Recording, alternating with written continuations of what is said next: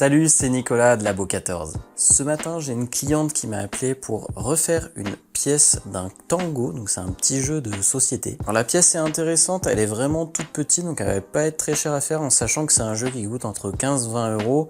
Ça peut être quand même une sacrée économie de pouvoir refaire la pièce. Donc comme vous voyez, c'est une pièce qui est vraiment toute simple. C'est un petit triangle avec les bords un tout petit peu arrondis. Je vais aller prendre mon pied à coulisse pour prendre mes mesures. Alors c'est pas très précis parce que les bords sont arrondis, en fait c'est toujours le problème, donc moi je vais arrondir à 45 mm.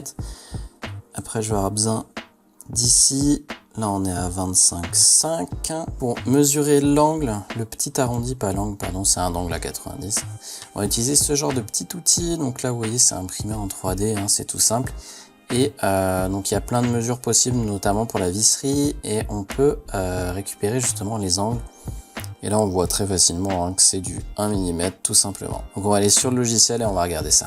Donc moi pour les fichiers 3D j'utilise Fusion 360, vous allez voir c'est tout simple. On va commencer par créer une petite esquisse sur ce plan. Notre première valeur a été de 49,5, on va garder la même quand même. Et ensuite on avait la hauteur, donc on va se mettre au milieu, c'est simple, c'est quand même un petit triangle. Et là on était à 25,5. Ensuite j'ai juste à fermer mon triangle et à enlever le petit repère que je m'étais fait. Pour l'extrusion, c'était très simple. C'était 2,5.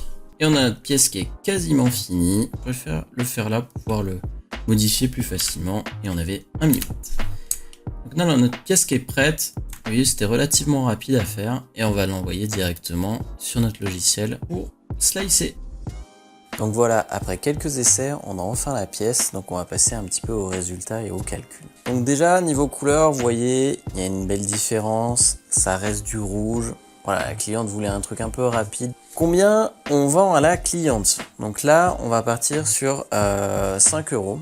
C'est à peu près ce que j'ai pu calculer, donc en fonction de l'électricité, du coût du filament, du temps de main d'œuvre.